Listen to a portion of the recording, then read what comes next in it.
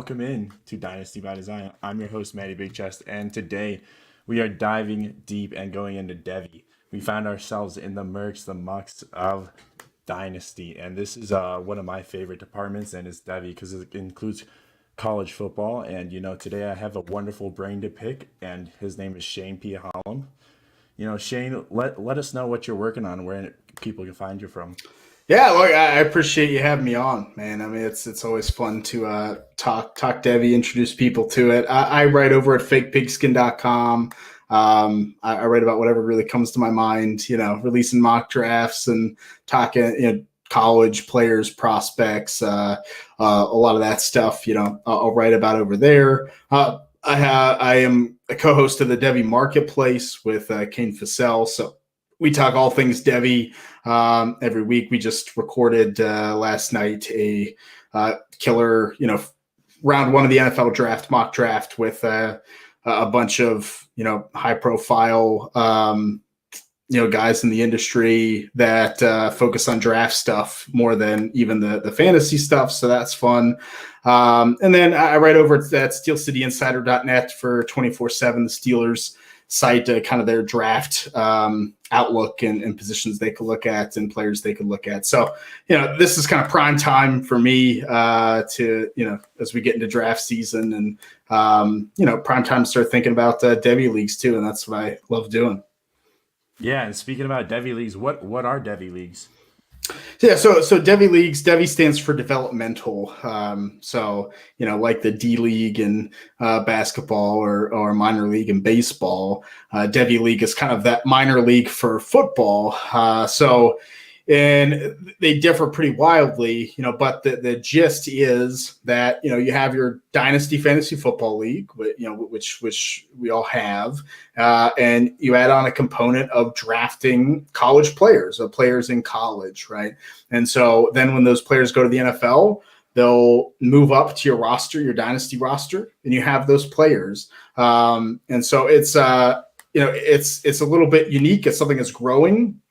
But what it does is it adds an element of, I have to watch a little bit of college football, or at least research a little bit, just as you would rookies. So that's kind of that piece. And then the other piece is it gives you more assets to trade, which is what I always like about it. Is if you want to trade away your Devy picks or Devy players, you can do that. You want to trade for them. It's just another piece that you kind of add on to your dynasty league. Yeah, and it's kind of like shooting your shot in a dynasty league where you have rookie picks. It's kind of like you need to pick your players before and let them sit on your bench and see if you're right about them. So I like that aspect of Devy because it's like you need to know your ins and outs of college football.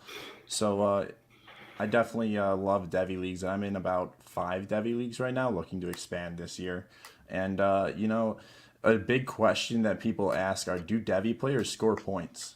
So it's a good question, right? You're drafting these players. Everyone in your dynasty league, you draft scores points, but in Devy, they generally do not. So if I if I draft Sam Howell from North Carolina, the quarterback, he's not going to score points for what he's doing at North Carolina for my fantasy team, right? So usually, if you have some type of taxi squad, that's where those Devy players will sit until they, until they score points and move up.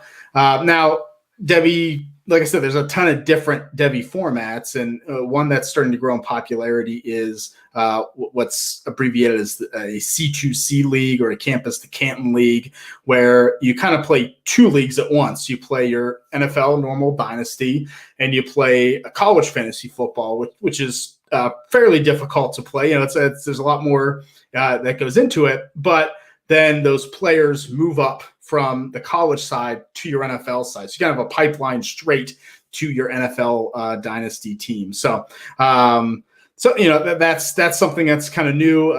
Something I just started in last year myself, and I'm expanding in that realm. So I think that's the fun of this too. Is no 2 leagues are exactly alike with Devy, and you can do a lot of different things with it. Yeah, it feels like every year we have a new kind of format coming out, and it's fun. It's exciting. Maybe next time there'll be campus to Canton to high school, and we'll have high school players included. Uh, but I'm kidding. We've No, all look, done look. that. I've drafted. I'm in a Devy league where I've drafted middle school players, so it's not. Don't give me any ideas. It could happen. Was it that 5-star quarterback from USC? Right Yeah, back in the everyone like day. Yeah, yeah, yeah. that he He's was Lane Kiffin's offer or yeah, something.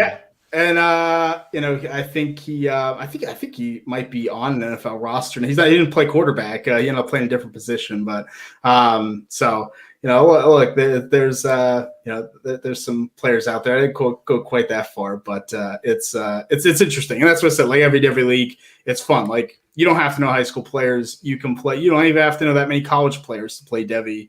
You can really focus on having one or two on your roster, and that's enough, and that's the fun. Any skill level, any interest level in college can play. You don't have to be super invested, or like me, you can be way too invested, and it becomes a problem. Yeah, I'm definitely getting into that point of being too invested. And you know, speaking about that, we always have to worry about our rookie drafts in our dynasty leagues, but in Devy leagues it's a little different. So how do you do rookie drafts in Devy leagues? There's a lot of different ways to do it. I think that's another area where Devies can be unique. In most cases, most leagues that I'm in, you have your Devy draft. You draft your college players. They move up to your NFL roster. And then your rookie draft, you just remove those players, right? So your rookie draft, a guy like Najee Harris was probably already drafted in your Devy league. So the guy with the 101 isn't going to get him. It's the guy that drafted him as a Devy gets Najee Harris, and someone like Javonte Williams, the running back from North Carolina, maybe wasn't. And so, he might be the first pick. So you just remove them from the pool.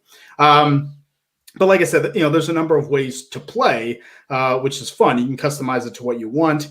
I'm in some leagues that combine the rookie and the Devy draft, right? So you can have, a couple rounds where you can either choose to draft a rookie, wasn't taken as a Devy, or you can draft the Devy player instead. You can kind of pick and choose. I'm in one league like that where I traded up to the 101 last year to take Joe Burrow because no one really figured he would be what he was. So he wasn't drafted as a Devy. It's a super flex league. So, that's what I did, where someone took, and then the second round I took Kadon Slovis, the quarterback at USC, so someone's not going to enter the league for another year or 2 years at that point. So you can do it that way. There's a lot of different ways to do it. I think if you're just starting out, the best way is to start with just 1 or 2 round Devy draft, very simple. And then the rookie draft, just keep the same. The players that were already taken are out, and you just have your rookie draft like you always would. Definitely. Um, so the next question I have for you, you talked about customization. Let's talk about league sites. What is your recommended league site to use for a Devy league? It's difficult. I mean, I don't think there's a league site that caters to Devy in a great way, and I feel is like a great site. I think those two things are exclusive. I generally use myfantasyleague.com. I know that's kind of getting a little passe. I mean, I've been playing fantasy football for almost 20 years now, so I'm used to them. But the benefit for my fantasy league is you can add custom players. Your commissioner can type in the name, Sam Howell, and add them to your roster. And there's nowhere else that you can really do that. And so I think that helps in terms of trading when the guy's like actually on your roster and not just on a spreadsheet somewhere that you have him. It really helps. And so that's definitely my preferred way to go. There's still some limitations there. It can be a problem.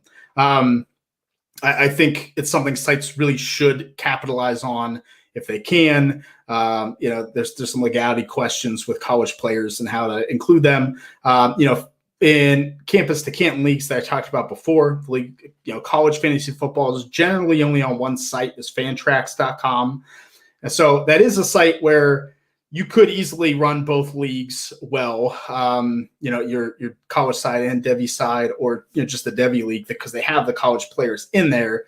It's just not a great site to me. So, but look, you can use whatever. If you have a league on Sleeper, keep your league on Sleeper. Like I said, get a Google sheet out and draft the Devies on there, and keep it somewhere, and the commissioner can add those players. It's really simple. So don't feel like, oh, I want to do a Devy league, but I'm on Sleeper, I'm on ESPN. I mean, I have had, or I have had Devy leagues on every site under the sun. So you can do it. There's a way, and none of them are super difficult. But like I said, MFL is probably my most preferred. Yeah, I agree. My fantasy league makes it so easy to trade those Devy players because it just puts the name on your team. Um, but yeah, so I would recommend using my fantasy league if you're looking to run a Devy league. But if you're looking for a free version, Sleeper is an easy one if you want to use a Google Sheet. Um, my next question is, can you trade Devy players, and like how should you be valuing these Devy players on your roster? Absolutely, you can trade Devy players. That has to be allowed. I mean, that's the reason you do it, is so you can trade those players or trade those picks. It's another asset that you can use to make trades. You know, most of the Devy leagues that I'm in, if you have users that are active, are pretty active trading leagues because there's additional assets to trade. So I think you want to allow that. Now, in terms of valuations, that can be difficult. I'm the Devy guy, but I'll generally say people overvalue the Devy players because, look, you draft a guy as a freshman or a sophomore in college. It feels really awesome when he is a stud in the NFL and you have him for 15 years. But most of the time it doesn't happen. Even if a guy is drafted really high in the NFL, it doesn't guarantee success. So usually it's better to sometimes move those Devy players for established players if you're contending, if you're trying to win a championship. I think that's really important. So, don't think that, Bijan Robinson, the running back from Texas, is equal to Saquon Barkley. Maybe one day, maybe he will be, but there's a lot that can happen from his sophomore year in college to by the time he gets to the NFL. It'd be better to trade him for Saquon Barkley. So I think that's kind of the rule of thumb. Don't hesitate to give away some of those Devy players. If you think you can win a title. Yeah, Devy players are like a savings bond. If you buy it, you're investing in something that's going to come out in 4 years, and it's more like a stock market bond. Because it could tank, but you want to genuinely get your NFL players first because it helps you score points, and you need points to win games. So it's just if you don't have a good team but you have a really good Devy squad, maybe look at moving your Devy pieces to get better NFL pieces because you're not going to have those NFL pieces. But there's always windows you have to look at as well. So. But do 5-star prospects for recruiting, if you're looking at recruiting rankings because you're interested in your high school players, you're looking at 5-star prospects, should you go after those guys or should you go after your established players? Because like last year we had Devonta Smith that you could have been drafting, or you could have been taking these the Boutiers of the class. You generally want to go after established players. Like 5-star prospects do matter. It has talent levels there, and a lot of the statistics on like recruiting and who succeeds in the NFL are very skewed, right? So people will say that the hit rate, like this many 5-star prospects hit, it's very, very low, right? But look at how many 3-star prospects are in the NFL. Well, there's about 30 times more 3-stars than 5-stars, so if we start looking at percentages, 5-stars and 4-stars hit a lot more. That being said, the best way to predict success in the NFL is being good in college. I mean, literally, like that is what it is. So if a player has a really good season in college, draft them. They're probably going to have, another good season in college. They're probably going to go to the NFL as a decent draft pick, more than just taking the top recruit. I mean, you can even look at the quarterbacks starting in the NFL right now. If you're looking at like super flex leagues, not many were the top of their recruiting class. I mean, Trevor Lawrence and Justin Fields coming in are going to be some of the first that really have gone kind of wire to wire. So it doesn't always work out that way. Take players that look like NFL players, no matter how they were recruited. I think that's really important to keep in mind. And it depends on your Devy league and how deep it is, how many players, Devy players do you have? You should really keep that in mind. But there's a lot of times people get sucked in to those 5-star prospects, even if they haven't done anything. And usually those guys don't work out. So I would say definitely go with college production and use your eyes. Look, if you're listening to this, you're watching a football, you know what you see. Don't trust yourself. I think sometimes if you watch a player and he looks like an NFL player, take him in Devy. Like it's worth it. Yeah. So speaking about that, what is your general Devy draft strategy in a super flex league? My general strategy in a super flex is quarterbacks are gold, and I will take some riskier shots on quarterbacks than other positions. Like super flex is hard in that way because quarterback's worth so much. And so if a quarterback's going to be drafted in the top 100 of the NFL draft, he's worth having as a Devy player. So that's the key. So I don't like Mac Jones, quarterback from Alabama, very much. He's going to get drafted in the first round of the NFL draft. I want him, I want him on my team. Like that's fine. You look at Justin Herbert, you look at Daniel Jones, look at these players that you could have taken in Devy, but people just didn't trust them with the narrative. So I think in a super flex league, it's like, can I get a good quarterback? I'm taking him over a top receiver, top running back, even if they're a little bit safer. Even if I feel like they're a sure thing, I'll take that quarterback first. And then from there, I think it really boils down to, I think you can look at your NFL team's needs a little bit, but ultimately, by the time some of these Devy players get on your NFL roster, your team might be completely different. So you really want to try to draft the best players that will make it in the NFL. On our podcast in the Devy Marketplace, we talk about value. You mentioned that before, kind of the valuation of guys and how their values move. That's really what we focus on. My forte is the NFL draft and where guys will get drafted. And so I really fall into draft capital. Like, even if I don't like a guy, if they're going to get drafted high, they have a better chance of success in the NFL, no matter what. So, there are a lot of players that I don't love, but I'm like, look, he's big, he's athletic, he's fast. He's going to get drafted high, and that's who you want. So I think worst case scenario for I don't know who to draft. I don't know what player to draft. Like, is this running back going to get drafted high? Then take him. If it's receiver going to get drafted highly, then take him. And that's kind of my strategy. So I go quarterback first in super flex. Absolutely. I'll take a shot on some of those freshman quarterbacks sometimes too. And then when I look at running back and receiver, we look at that college production and where are they going to get drafted. If it's in the top 100, then he's worth having on your Devy roster. Yeah. Yeah.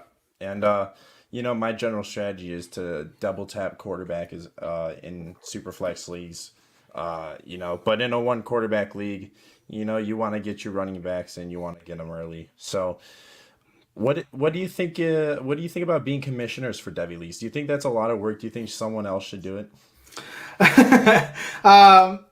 Is it a little more work than a dynasty league? Yes. Is it a ton of work? It doesn't have to be if you plan effectively. There's going to be a little bit of office work of inputting, players or inputting things, but you can set this up. Like I said, if you're in my fantasy league, you're going to have to type in all the player names. It's not that difficult.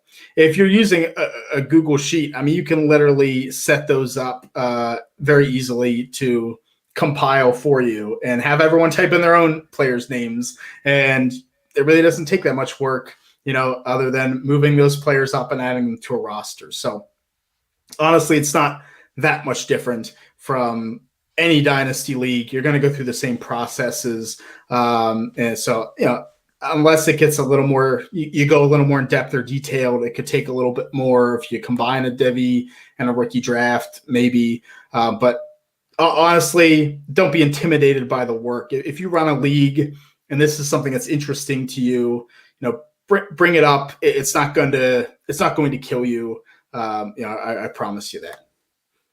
Yeah, and where can I find the best information on Devy leagues? Because I know when I do Google searches, a lot of fodder comes up, if you know what I mean. People who pay to be on there, and I want to find the best stuff. I know Devy Watch is a great resource.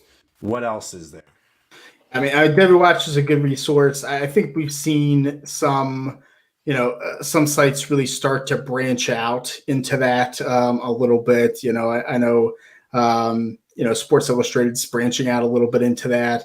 I even think, places like, even places like Reddit, things like that are starting to branch out. I think you're getting a lot more talk on there. Like, don't hesitate to look outside some of those main sites. I mean, you have your DOFs, you'll have some sites that, I agree, shouldn't be on there. Even something like Dynasty Nerds, I think is getting, is a really great resource for Dynasty. They're getting into Devy a little bit. Like these happen. I think right now, a lot of what is, what's out there, our podcasts, our YouTube videos, I think that might be a nice place to start if you want Devy information. Or the other thing to do is look up college football information, right? That's not a bad place. If you just have a good sense of college football, then you'll probably be good with that. So, I think, and look, I use Twitter for everything. I think fantasy sports is one of the few things that Twitter is really good at. It's a great resource. I have a whole, if you go to my Twitter page at Shane P. Hallam, I have a whole public list of fantasy football and Devy, just that's what I don't look at my timeline. I look at that, so that's a good resource too. So it's not the easiest thing to just like Google and find stuff, but, a lot of us that do it are willing to be a resource for you. Like send me a message if you have a question, on setting up a league or about players, whatever. And it's really easy to do. Yeah. So, is there any other information on Devy leagues that you want to put out there before I ask you the final question? No, look, try it. Try it. If you haven't yet, just give it a shot. I've found very few people that hate it. And if you're like, I can't watch college football, I don't know anything. Keep it small, keep it a round or two. You've heard of a lot of those players. You can find those resources on those players. And if you don't like it, you can trade those picks and just, build up your dynasty roster really nicely. So, you can always do that too. And that's an option, and don't, do that. So I think just give it a shot. I think you'll like it more than maybe you think, and it's not as much work as you think it is. Just a quick question on that response. Where can they find a Devy league? Where should they be looking? Another good question, sometimes difficult question. I mean, this is definitely something that I use, Dynasty League Football for. Like their message boards are pretty good about finding good leagues. And like I said, Devy leagues are getting out there. Generally, like Twitter's a good resource for finding Devy leagues. There's a lot of people on there, and if you're interested in just just ask around. Like don't hesitate to tweet at me like, hey, do you know of any Devy leagues? Like I'll retweet it and usually you can get some responses. Start your own. I think is like don't be afraid to do that. Even if you don't want to like commission it, you can be like, look, I want to start a Devy league. I think usually you can find people that can do it. So yeah, I mean, I hope someday soon we have a good website, a good resource kind of dedicated to it. I think if you take a little bit of time, you can find something. Yep, fingers crossed for that. And let's wrap with the final question. This question is brought to you by our sponsor, Verdian Global. Verdian Global is the best fantasy apparel in fantasy football. This is my TJ Hawkmania shirt from Verdian Global. It's very nice, very good quality. Great quality blend on the shirt. Must say so myself. It makes me look trim. So, it's a must-have. And if you use code Maddie at checkout, you save 15% on their Veridian Wear apparel. So, with the final question, do you prefer your football on Saturday or Sundays? Man, that's a tough question. I think I enjoy watching football on Saturdays a little bit more. I think I have a little more kind of rooting interest, invested interest, and that's usually when I'm in tune. Sunday's a little more relaxing. Like I kind of ignore my fantasy teams on Sunday. Like I don't obsessively check. I have every player somewhere, so good, bad. It hurts me and helps me, everyone. So that's relaxing. But I mean, Saturday is intense, is what I feel like football should be. So I'm definitely a college guy through and through. Definitely. I have to say I'm a Sunday guy because my college teams aren't very good here in Michigan. But you have the Ohio State University, so there's definitely Yeah. some good rooting interest there. But that's going to be a wrap for episode 3 of Dynasty by Design. Let us know once again where we can find you, Shane. Yeah, check me out, on Twitter at Shane P. Hallam, fakepigskin.com. Please check out the Devy Marketplace podcast with me and Kane Fassell. If you're interested in Devy, we'll bring you along with that. And there's a lot of we have a lot of shows just go in depth of like what we look for in college players and that kind of thing. So I hope people will check it out. It's a great show. I'm subscribed to the Devy Marketplace, and I like it so much I had to make you guys a logo. So with that, that's a wrap for episode 3, and I hope you guys enjoyed.